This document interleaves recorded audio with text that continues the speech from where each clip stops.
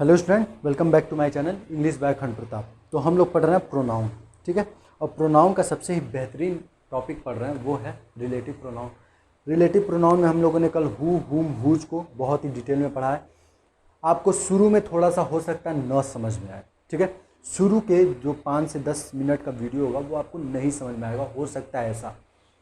लेकिन जैसे ही आप वीडियो में आगे बढ़ते जाएंगे आपको कॉन्फिडेंस डेवलप होता जाएगा। ना हुआ तो आप फिर कमेंट में लिखिएगा, मैं उस गलती को सुधारूंगा। लेकिन मुझे विश्वास है कि वो आप जैसे जैसे वीडियो देखते जाएंगे कॉन्फिडेंस डेवलप होता जाएगा कि हु, हुम, हुज यूज कहाँ करते हैं और क्यों रिलेटिव प्रोनाउन होते हैं। लेकिन तो भी मैं एक बार रिलेटिव प्रोनाउन को क्यों रिवाइज करा दे रहा हूँ। देखिए, ऐसे प्रोनाउन को रिलेटिव प्रोनाउन कहते हैं जो दो क्लॉज को आपस में जोड़ता हो और प्रोनाउन की तरह भी काम करता हो, ठीक है। तो उसको हम लोग कहते हैं रिलेटिव प्रोनाउन। रिलेटिव प्रोनाउन को आपको क्विक रिवाइज कराने से पहले मैं एक बार समझा दूं मुझे जो लग रहा है कि आपको कल की वीडियो में शुरू के 5-10 मिनट में जो कन्फ्यूजन पैदा होगी उसी को मैं थोड़ा सा यहाँ पे रिवाइज कराते समय दूर कर रहा हूँ। पहली चीज़ ये कि उसको समझाने से पहले मैं एक चीज़ समझा दूँ कि कभी भी एक सेंटेंस में, एक सेंटेंस का मतलब है कि मैं क्लॉज की बात नहीं कर रहा हूँ, मैं एक सेंटेंस की बात कर रहा हूँ। जब एक पूरे सेंटेंस के बाद कोई मार्क आ जाए, क्वेश्चन मार्क, फुल स्टॉप, तो ऐसे में इसकी मैं बात कर रहा हूँ सेंटेंस की। जब एक पूरे सेंटेंस में एक बार नाउन यूज हो जाता है तो दोबारा उस सेंटेंस में हम लोग उस नाउन को नहीं यूज करते हैं बल्कि उसके लिए एक प्रोनाउन का यूज करते हैं। जैसे मैंने बोला इसी चीज़ को मैं समझाऊंगा और इसी से रिलेटिव प्रोनाउन को वो करूँगा, कनेक्ट करूँगा। राम प्लेज क्रिकेट, फिर आप एंड राम इट्स फूड। अब आपने ये दो क्लॉज हैं। कौन कौन से दो क्लॉज है? पहला ये क्लॉज है क्योंकि इसके बाद फुल स्टॉप नहीं बल्कि एक कंजंक्शन एंड लगा हुआ है, ये एक क्लॉज। दूसरा ये क्लॉज, और ये पूरा का पूरा एक सेंटेंस है, ठीक है। तो ये पूरे के पूरे सेंटेंस में मैं जो समझाना चाह रहा हूँ वो ये है कि कभी भी किसी भी एक सेंटेंस में दो बार नाउन का यूज नहीं करते हैं, बल्कि एक बार यूज करने के बाद अगर जो हमें इस नाउन की आवश्यकता फिर पड़ती है तो उसके लिए हम एक प्रोनाउन का यूज करते हैं। और राम के लिए प्रोनाउन क्या होगा? ही। राम के लिए प्रोनाउन क्या होगा? ही। और ऐसा क्यों करते हैं? क्योंकि नाउन के रिपीटेशन को रोका जा सके, ठीक है। अगर ऐसा ही करते रहे, राम राम बार बार लिखा गया सेंटेंस में, जहाँ राम की आवश्यकता पड़ी वहाँ राम लिख दिया गया, तो फिर प्रोनाउन की ज़रूरत ही खत्म हो जाएगी, ठीक है। तो ये रूल होता है कि जब एक सेंटेंस यूज करते हो, एक सेंटेंस लिखते हो, तो उस सेंटेंस में एक बार नाउन का यूज हो जाने के बाद अगर जो उसकी आवश्यकता फिर कभी पड़ती है तो उसके लिए प्रोनाउन का यूज किया जाता है, न कि वही नाउन, ठीक है। तो अब रिलेटिव प्रोनाउन समझिए। रिलेटिव प्रोनाउन होता क्या है? फिर से एक बार डेफिनेशन समझा देता हूँ।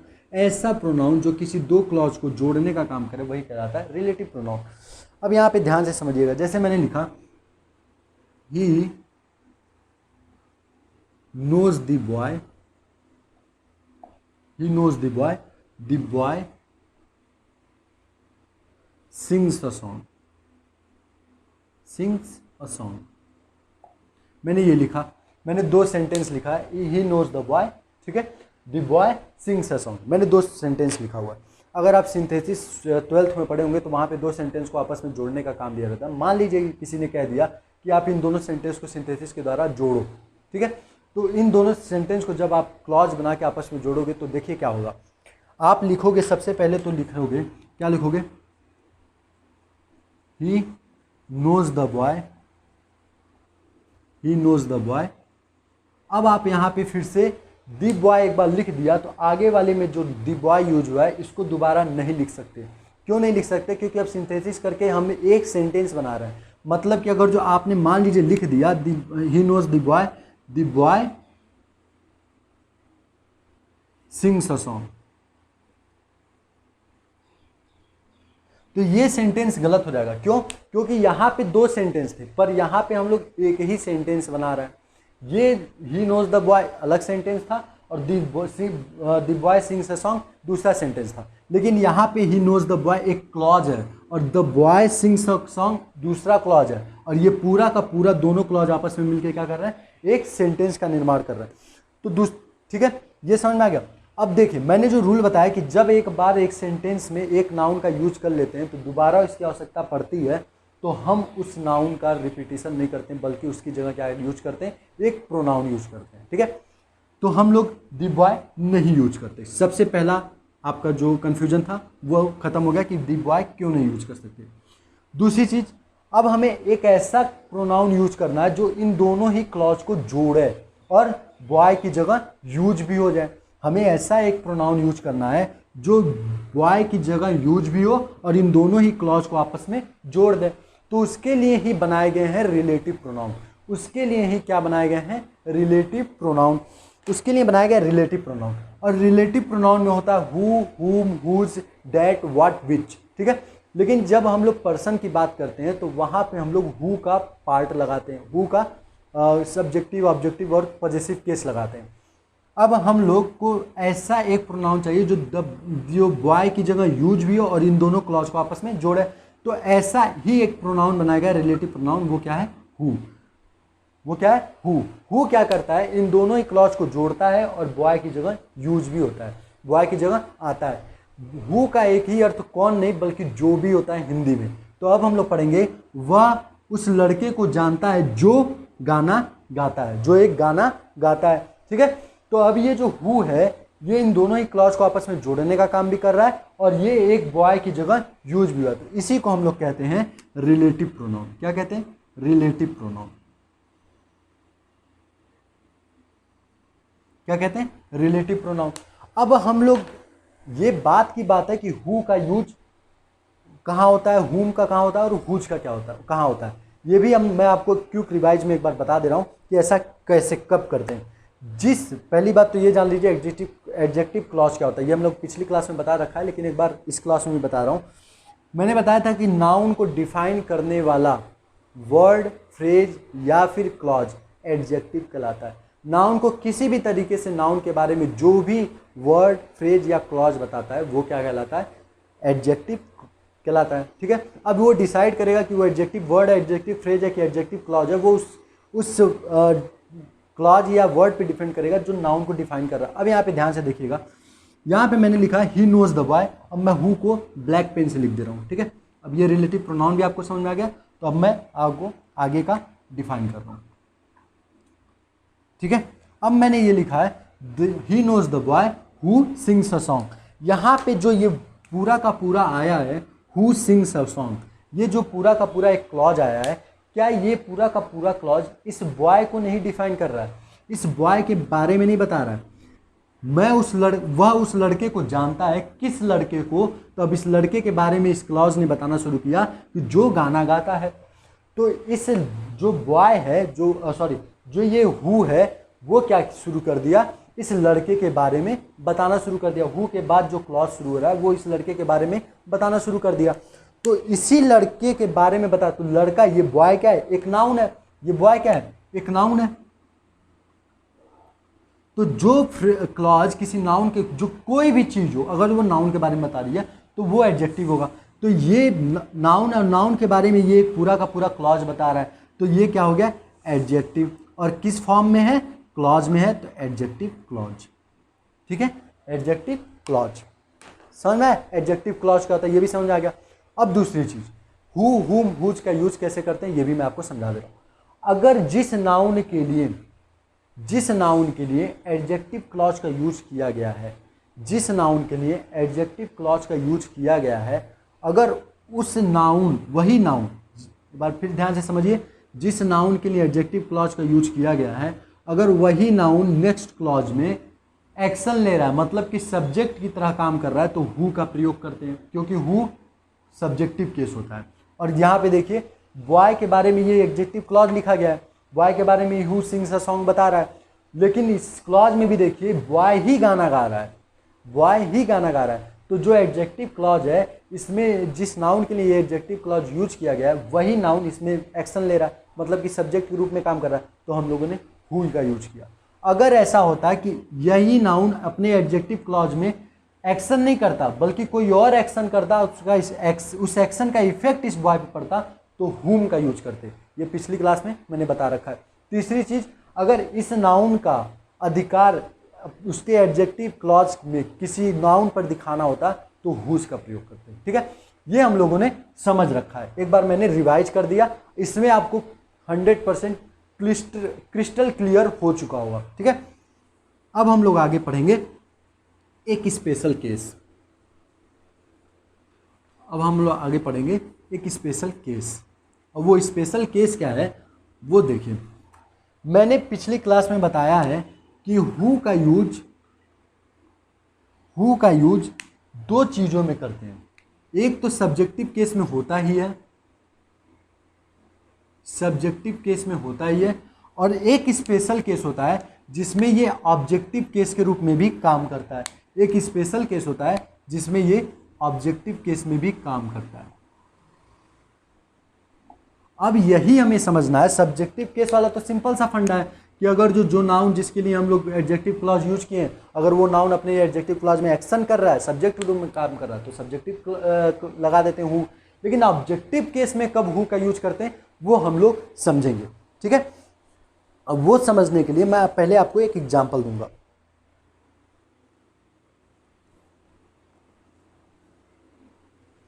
क्या दूंगा? एक एग्जाम्पल दूंगा। एग्जाम्पल क्या होगा? जैसे मैंने लिखा the guest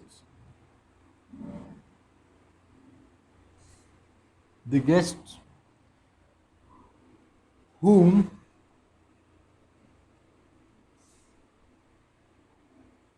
we were talking about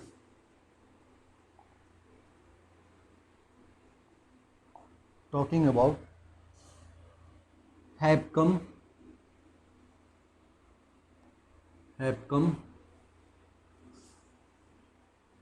are my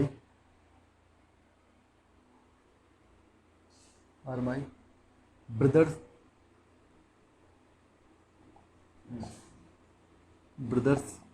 in law.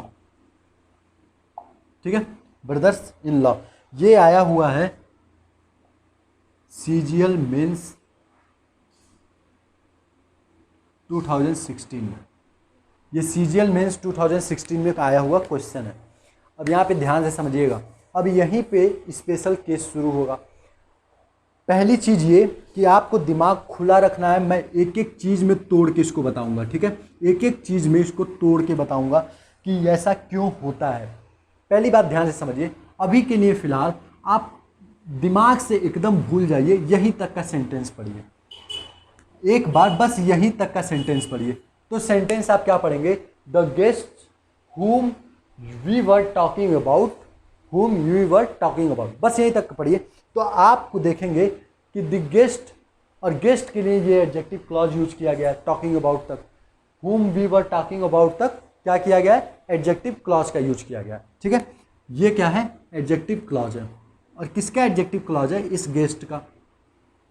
ठीक है, अगर मैं इसको लिख भी देता हूँ, आपको समझ में आए अच्छे से, इसलिए मैं इसको लिख भी देता हूँ। जैसे मैं लिख दूँ the guest whom we were talking about। अब यहीं तक मान लीजिए ये पूरा सेंटेंस है।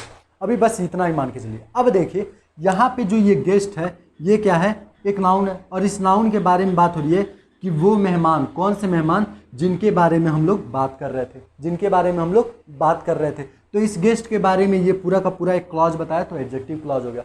अब यहाँ पे देखिए इसी एडजेक्टिव क्लॉज में एक्शन कौन कर रहा है? वी बात करने का काम कर रहे हैं। काम कौन कर रहा है? वी कर रहा है। काम कौन कर रहा है? इस एडजेक्टिव क्लॉज में एक्शन कौन कर रहा है? वी कर रहा है। बात करने का काम वी कर रहा है। और किसके बारे में एक्शन का इफेक्ट किस पे पड़ रहा है? वो पड़ रहा है गेस्ट पे, क्योंकि बात तो गेस्ट के बारे में हुई है। तो जो वी एक्शन किया है बात करने का, टॉक कौन कर रहा है? वी कर रहा है। वर्ब जो है उसका सब्जेक्ट कौन है? वी। और इसके द्वारा किए गए एक्शन का इफेक्ट पड़ रहा है गेस्ट पे। तो इस सिचुएशन में जो रिलेटिव प्रोनाउन हम लोग यूज करते हैं वो क्या करते हैं? हु का ऑब्जेक्टिव केस हुम। तो ये तो सही है, यहाँ तक सही है। तो ये सही हो गया, the guest whom we were talking about. ठीक है, अब दूसरी चीज। ठीक है, पहला केस ये था फर्स्ट केस, इसको मान के चलिए फर्स्ट केस। ये था फर्स्ट केस। अभी आपको समझ में आ जाएगा कि ऐसा क्यों हो रहा है। सेकंड केस देखिए, सेकंड केस देखिए, सेकंड केस क्या है, सेकंड केस में आपको,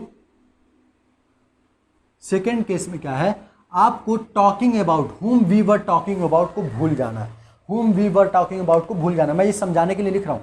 अब लिखना है द गेस्ट,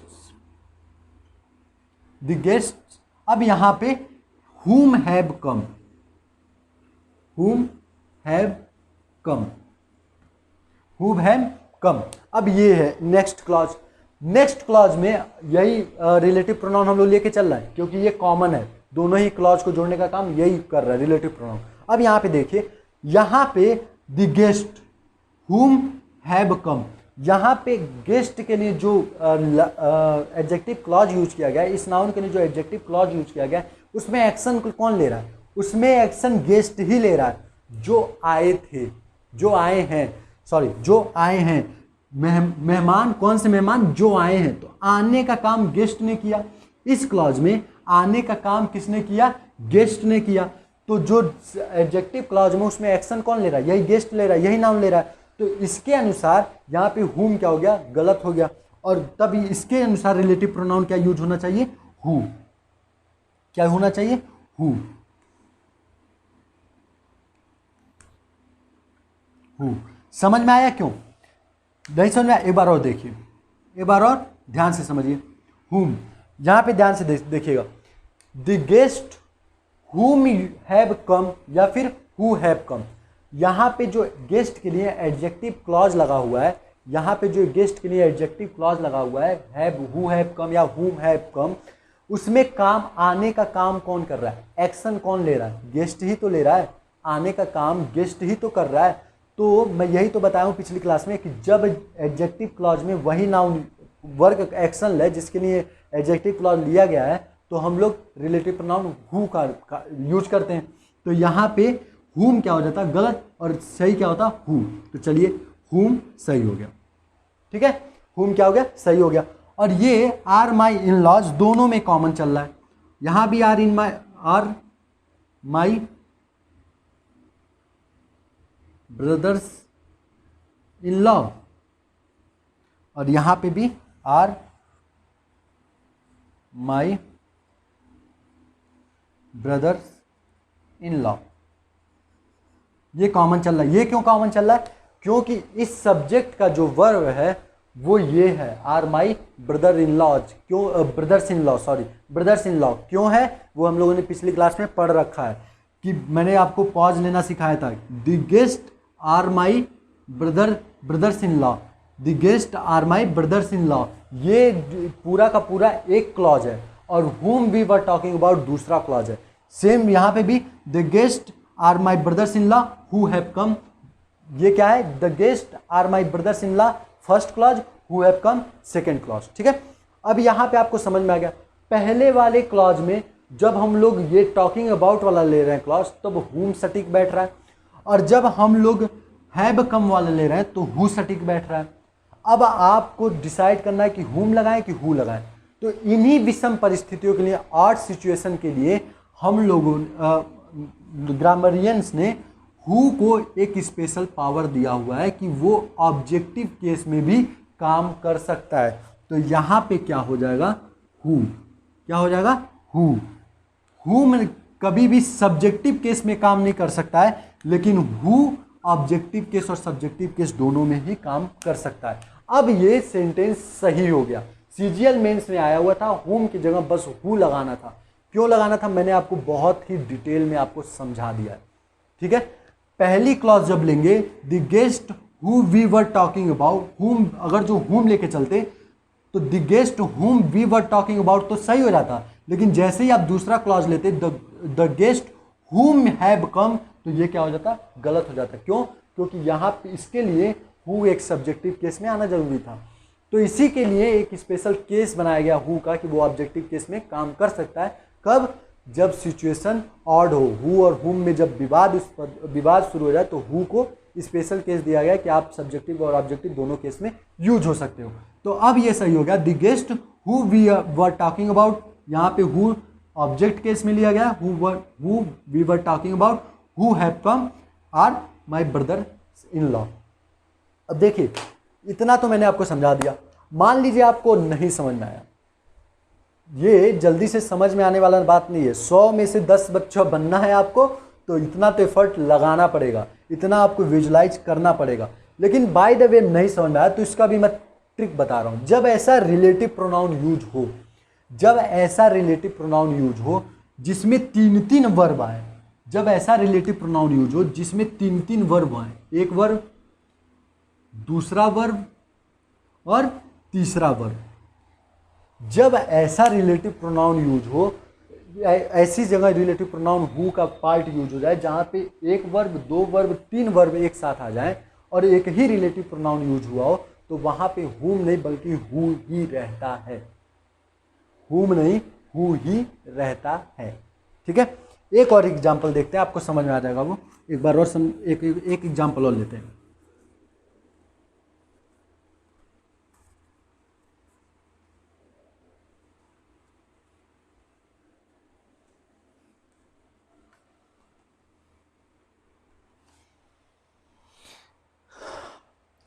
पहले तो जो मैंने लिखा था उसका अर्थ समझ लीजिए, तब आपको शायद और अच्छे से समझ में आ जाए।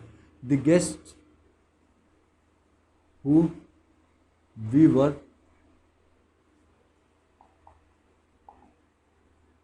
Talking about have come are माई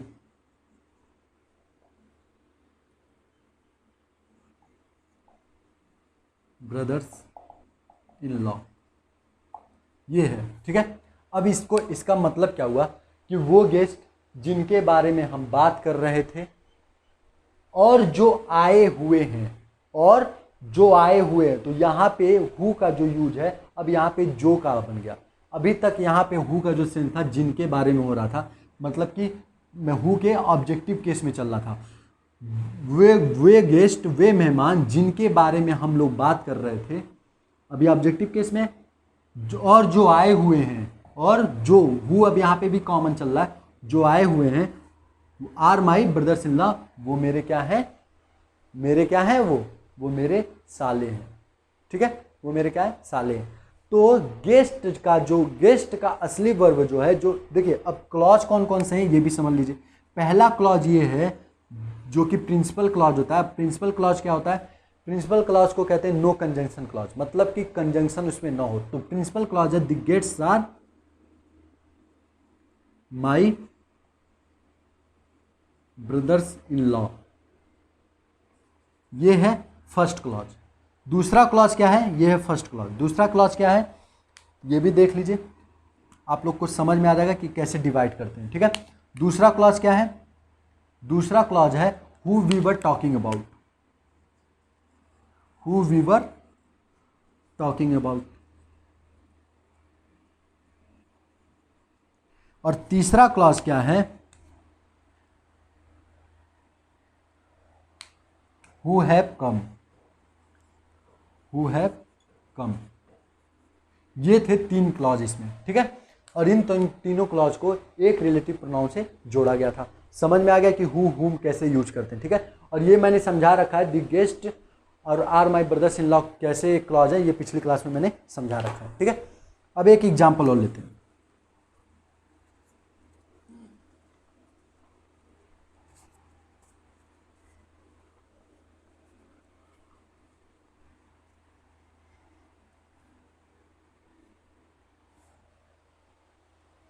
एक एग्जाम्पल और लेते हैं। The boy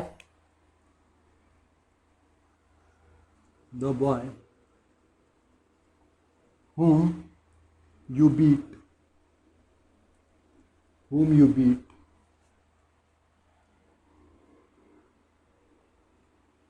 is criminal, criminal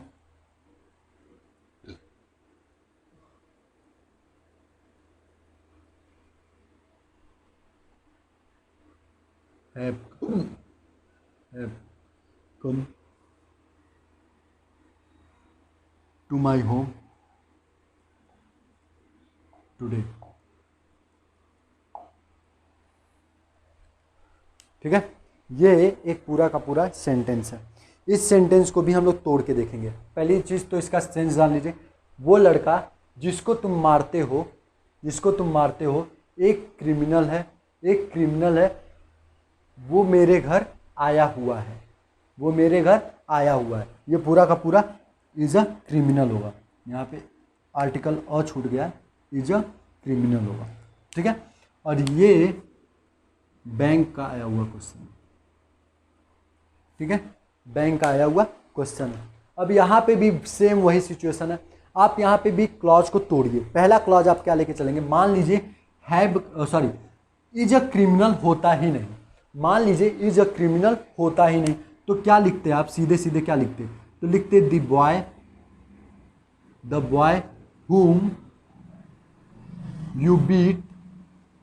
ये तो एक क्लॉज हुआ। अब इस क्लॉज का इसका आधा भाग जो है वो क्या है, हैज कम, यहां पे भी हैज होगा, has come to my home today. ठीक है, अगर आप मान लीजिए इज अ क्रिमिनल वाला क्लॉज होता ही नहीं, अगर इज अ क्रिमिनल वाला क्लॉज होता ही नहीं तो क्या लिखते, the boy whom you beat has come to my home today। ठीक है, तो यहाँ पे द बॉय के लिए लिखा गया है वो लड़का, कौन सा लड़का, अब इस लड़के के बारे में ये क्लॉज डिफाइन कर रहा है कि जिसे तुम मारते हो, तो मारने का काम एक्शन में यू कर रहा है और उसका इफेक्ट बॉय पे पड़ रहा है, तो क्या लगेगा, हु का ऑब्जेक्टिव केस whom। ठीक है, तो ये तो सही है, the boy whom you beat has come to my home today, सही है। इस क्लॉज के लिए अगर इज अ क्रिमिनल नहीं होता तो ये सेंटेंस सही है। दूसरा, अगर जो क्लॉज लेके चलें और इसमें ये क्लॉज छोड़ दें, यू बीट अगर जो छोड़ दें तो क्या सही हो जाता, the boy whom is a criminal has come to my home today। ठीक है, टुडे। अब ये लिखा हुआ है, ये क्या लिखा हुआ है, अब यही यहाँ पे लिखा गया the boy whom is a criminal has come to my home। अब यहाँ पे मैंने यू बीट वाला क्लॉज छोड़ दिया, तो यहाँ पे देखिए the boy whom is a criminal, यहाँ पे लड़के के बारे में ये डिफाइन कर रहा है, वो लड़का कौन सा लड़का, जो क्रिमिनल है। तो क्रिमिनल होने का काम कौन कर रहा है, यही लड़का कर रहा है, तो अपने क्लॉज में अपने एडजेक्टिव क्लॉज में यही एक्शन कर रहा है क्रिमिनल होने का। तो इसके हिसाब से यहाँ पे whom के बदले क्या होना चाहिए, who होना चाहिए। क्या होना चाहिए, who। ठीक है, who is a criminal सही बैठ रहा है, who is a criminal has come to my home today। ठीक है, तो ये तो सब में कॉमन चल रहा है, बस ये इस क्लॉज के लिए who और इस क्लॉज के लिए whom सही बैठ रहा है। ठीक है, इस क्लॉज के लिए यू बीट के क्लॉज के हिसाब से whom सही है और इज अ क्रिमिनल के हिसाब से who सही है। तो अब आप यहाँ पे जब इन दोनों के एक में लिख दिए इस सेंटेंस में, तो आप डिसाइड कैसे करोगे कि whom लगेगा कि who लगेगा, क्योंकि दोनों ही क्लॉज के लिए एक कॉमन रिलेटिव प्रोनाउन लेना है। तो ऐसी ही सिचुएशन के लिए बनाया गया है who, और who को स्पेशल केस इसी सिचुएशन के लिए दिया गया है कि who के पास एक स्पेशल केस रहेगा कि वो सब्जेक्टिव और ऑब्जेक्टिव दोनों ही केस में एक जैसा काम कर सकता है। तो यहाँ पे विवादास्पद स्थिति है, ऑड सिचुएशन है, तो whom न यूज होके क्या यूज होगा, who। तो समझ में आया who का स्पेशल केस, यही था who का स्पेशल केस। ठीक है, ये आपको अपने लैंग्वेज मैंने समझा दिया मैथ की तरह, अब आपको अपने लैंग्वेज में समझ में आना, तो जैसे लिखना हो लिख लीजिए। ट्रिक भी बता दिया है कि जब एक बीट यूज हुआ है, इज यूज हुआ है, हैज कम यूज हुआ है, 3 वर्ब यूज हुए हैं, एक रिलेटिव प्रोनाउन का यूज करके जोड़ा गया उनको, तो हु ही वो रहेगा। ठीक है, चलिए, ये था हु का स्पेशल केस। ठीक है, अब आते हैं हम लोग रिलेटिव प्रोनाउन के नेक्स्ट।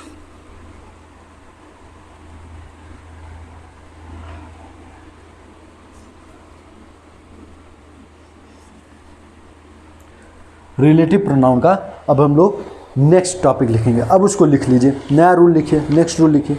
अभी तक जो हम लोग पढ़ रहे थे वो रिलेटिव प्रोनाउन का प्रश्न के लिए था। अब आगे हम लोग पढ़ेंगे जब कुछ स्पेशल केस आता है, लेकिन अब इतना एफर्ट लगा के समझाने वाली बात नहीं है और ना आपको इतना एफर्ट लगा के समझना है। रिलेटिव प्रोनाउन में यही 2 टॉपिक थे जो आपको बहुत ही एफर्ट लगा के समझना था, जो आप लोग समझ लिए।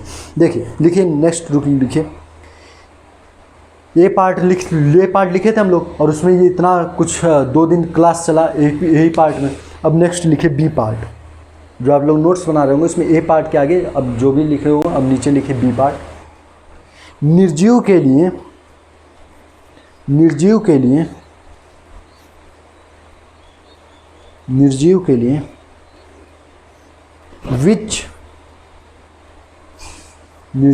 विच व्हाट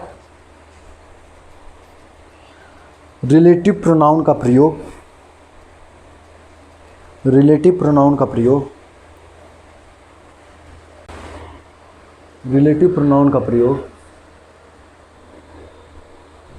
सब्जेक्टिव तथा ऑब्जेक्टिव दोनों ही केस में कर सकते हैं।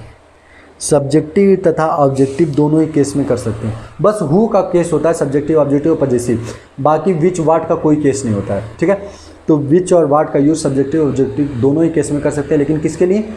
नॉन लिविंग थिंग्स के लिए, निर्जीव चीज़ों के लिए। ठीक है, एग्जाम्पल देख लीजिए, इसमें कुछ ज़्यादा एफर्ट नहीं लगाना है। The story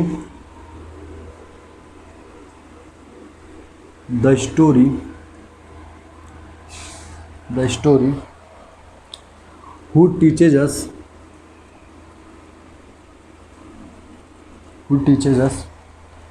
the lesson of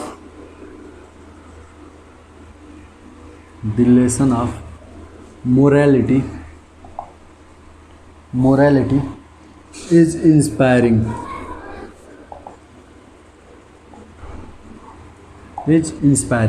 ये है। अब यहाँ पे देखिए स्टोरी क्या है, एक नॉन लिविंग थिंग्स है। अब ये देखिए यहाँ लिखा गया वो स्टोरी, कौन सी स्टोरी? अब इस स्टोरी के बाद में ये एक पूरा का पूरा क्या बता रहा है? एडजेक्टिव क्लॉज है। यही क्लॉज जो है वो स्टोरी को डिफाइन कर रहा है। वो स्टोरी कौन सी स्टोरी? जो तुम्हें मोरालिटी का लेसन सिखाती है, ठीक है। तो यहाँ पे स्टोरी के बारे में बताया गया, कौन सी स्टोरी? जो तुमको मोरालिटी का लेसन सुनाती है। तो ये एक एडजेक्टिव क्लॉज हो गया। अब उसमें स्टोरी ही काम कर रही है सिखाने का, तो यहाँ पे अब सब्जेक्टिव हो या ऑब्जेक्टिव हो लगाएंगे तो विच ही, क्योंकि ये क्या है? नॉन लिविंग थिंग्स है। अब स्टोरी का जो नेक्स्ट जो प्रिंसिपल क्लॉज है वो क्या है? The story is inspiring, the story is inspiring, और नहीं लगेगा, द स्टोरी इज इंस्पायरिंग। ठीक है, ये है प्रिंसिपल क्लॉज। और ये क्या होगा? ये सबऑर्डिनेट क्लॉज है। सबऑर्डिनेट और कोऑर्डिनेट क्लॉज क्या होते हैं वो हम लोग समझेंगे जब मैं उसको पढ़ाऊंगा सबऑर्डिनेट क्लॉज में। ठीक है, नेक्स्ट लिखिए, सजीव तथा निर्जीव दोनों के लिए, सजीव तथा निर्जीव तथा एनिमल, सजीव कॉमा निर्जीव तथा एनिमल, सजीव निर्जीव तथा एनिमल के लिए हम रिलेटिव प्रोनाउन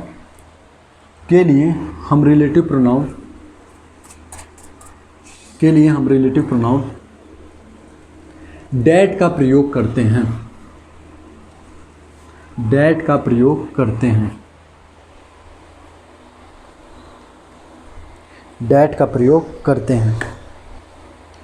अब ये भी सब्जेक्टिव ऑब्जेक्टिव, बस हु का होता है केस, बाकी तो सब्जेक्टिव ऑब्जेक्टिव दोनों में होगा। देखिए जैसे मैंने लिखा, I have a parrot,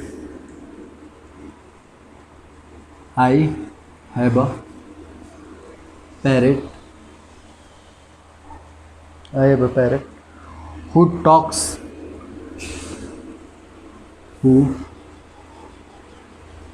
talks all day। ठीक है, ये है। अब यहाँ पे मैं देखिए, जब भी कभी एनिमल या बर्ड या कुछ भी लेते हैं पर्सन के अलावा, तो हमें हु का यूज़ नहीं करना चाहिए, बल्कि क्या यूज करना चाहिए? डैट का। क्या यूज करना चाहिए? डैट का। तो I have a parrot that talks all the day होगा। ठीक है, एक और लेते हैं, जैसे मैंने लिखा, द हाउस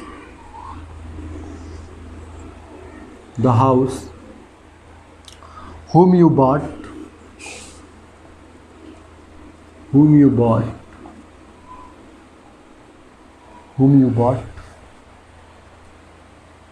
लास्ट ईयर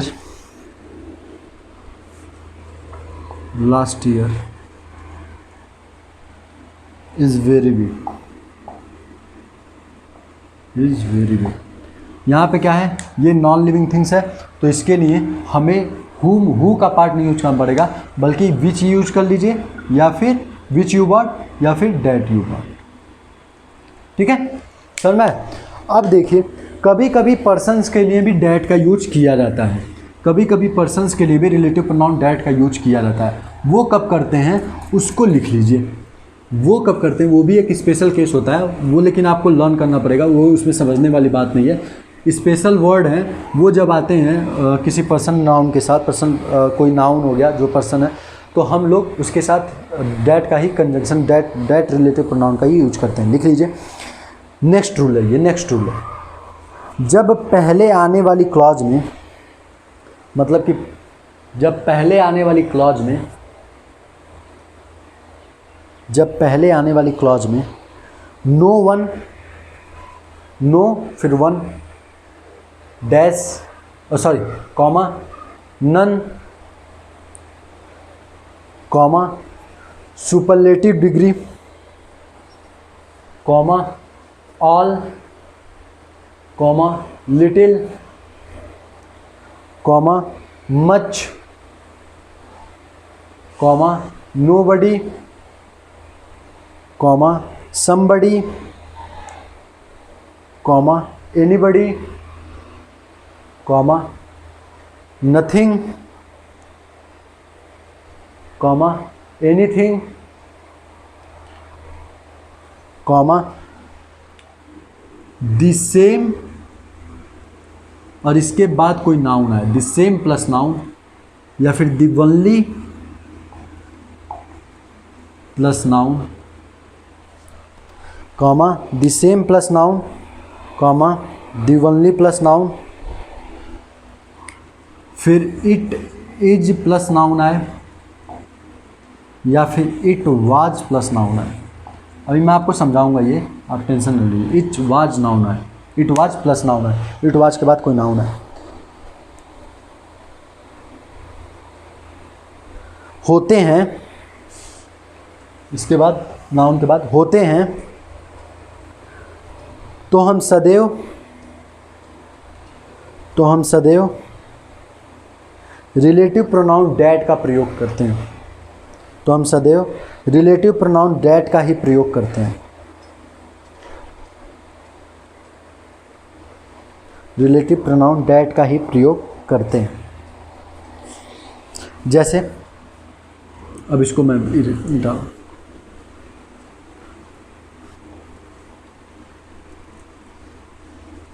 जैसे एक एग्जांपल लेते हैं, मैंने लिखा सी इज़ द, देखिए पहली बात तो ये, सुपरलेटिव डिग्री के आगे हमेशा आर्टिकल दी का प्रयोग करते हैं। सुपरलेटिव डिग्री जब भी आता है, ये ऑब्वियस सी बात है, सुपरलेटिव डिग्री जब भी आता है तो उसके आगे आर्टिकल दी का प्रयोग करते हैं। She is the cleverest, she is the cleverest girl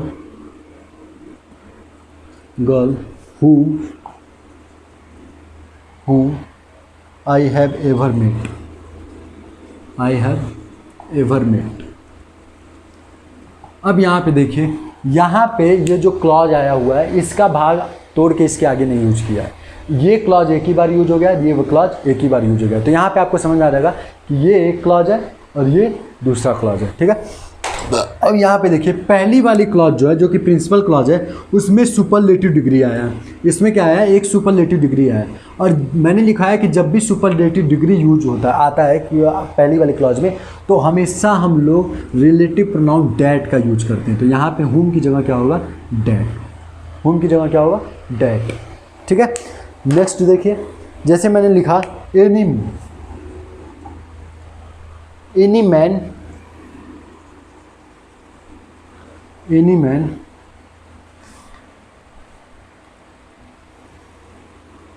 who refuses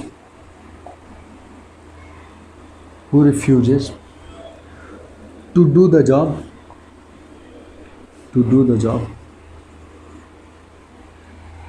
will be will be punished, will be punished. तो ये देखिए यहाँ पे मैंने बताया एनी के बाद एनी वाला कोई वर्ड आ जाए तो भी हम लोग आर्टिकल तो भी हम लोग रिलेटिव प्रोनाउन डैट का ही यूज करते हैं, हु का नहीं। तो हम लोग यहाँ क्या यूज करेंगे, डैट। ठीक है, नेक्स्ट देखिए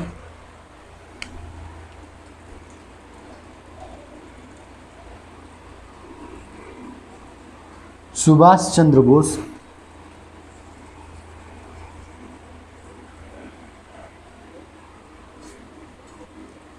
सुभाष चंद्र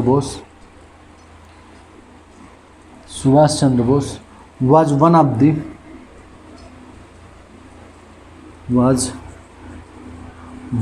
the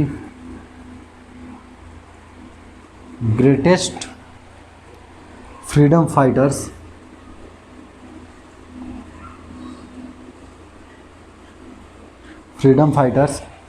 who fought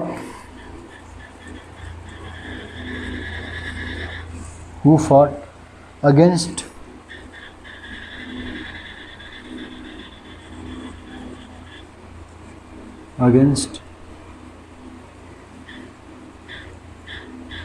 the English. देखिए एक चीज़ होता है वो मैं आपको बाद में बताऊंगा। द इंग्लिश, अभी के लिए फ़िलहाल आप द इंग्लिश में लिख लीजिए। जब भी हम लोग कभी भी किसी सब्जेक्ट के आगे आर्टिकल दी का प्रयोग कर देते हैं तो वो किसी लैंग्वेज के आगे आर्टिकल दी का प्रयोग कर देते हैं तो वो उस लैंग्वेज को बोलने वाले लोगों को प्रदर्शित करने लगता है। उन जैसे द हिंदी लिख दिए तो इसका मतलब हिंदी बोलने वाले लोग, जैसे द इंग्लिश लिख दिए तो अंग्रेज। ठीक है, तो वही मैं द इंग्लिश लिख रहा था लेकिन अभी आपको नहीं पता तो द इंग्लिश मैन लिखी। ठीक है, तो यहाँ पे भी देखिए Subhash Chandra Bose was the one of the greatest. यहाँ पे भी क्या है, ये ग्रेटेस्ट क्या है, एक सुपरलेटिव डिग्री है। तो जब ये ग्रेटेस्ट आ गया तो हु की जगह क्या यूज होगा, डैट। ठीक है, अगला देख लीजिए, मैं हर का एक एग्जाम्पल दे रहा हूँ। अब द सेम और इट वाज इट इज वाला देख लेते हैं, बाकी रहने देते हैं। ठीक है, तो ये है you are the only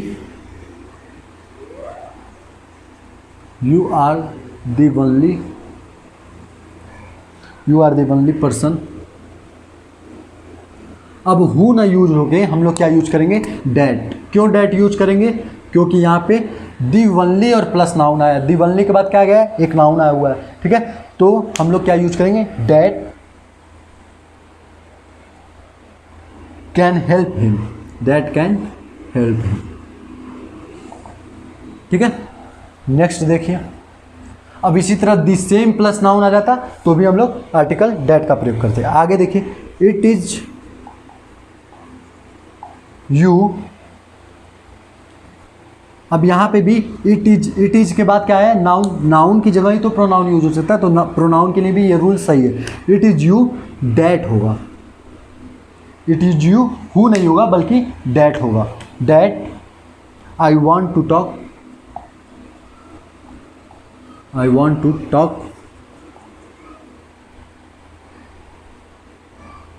not Rajiv.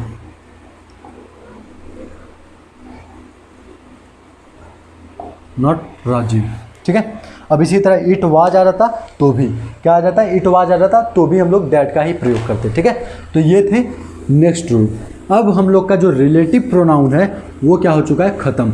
Relative pronoun में यही कुछ रूल थे जो कि मतलब कि प्रोनाउन का सबसे बेहतरीन टॉपिक था। इस पर बहुत सारे क्वेश्चन आते हैं प्रोनाउन से, और मेंस के जो क्वेश्चन बनते हैं वो रिलेटिव प्रोनाउन से ही बनते हैं। अगर प्रोनाउन से कोई क्वेश्चन वो बना रहा है एग्जामिनर तो वो रिलेटिव प्रोनाउन को ही चूज करता है, क्योंकि रिलेटिव प्रोनाउन थोड़े से कन्फ्यूजिंग होते हैं और उसमें तो वो हु वाला जब ऑब्जेक्टिव केस में काम करने लग जाता है तब।